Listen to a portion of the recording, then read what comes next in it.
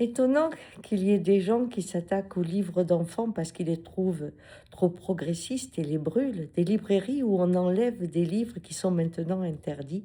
Oui, notre culture est menacée et l'agression face aux livres est de plus en plus fréquente. Mais on le retrouve aussi dans les spectacles.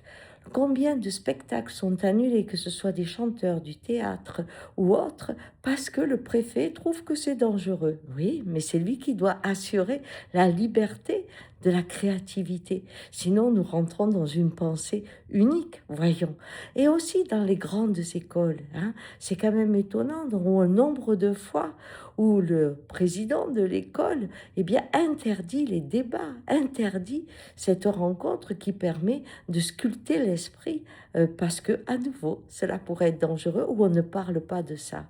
Et petit à petit, la culture, qui est un bien précieux, devient censurée. Et ce n'est pas dans nos livres d'histoire, c'est aujourd'hui qu'on le vit. Et c'est ça qui est étonnant, c'est que ça se fait doucement, d'une façon insidieuse, avec l'agressivité, bien sûr, de ces petits groupes qui détruisent, pour bien sûr ceux qui sont au-dessus et qui les dirigent. Mais c'est quand même étonnant.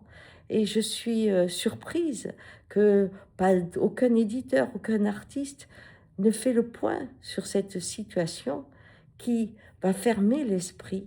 Et c'est pour ça qu'aujourd'hui, gardez vos livres. Ils sont peut-être les témoins d'une pensée qui sera interdite et qui demain permettra de refleurir.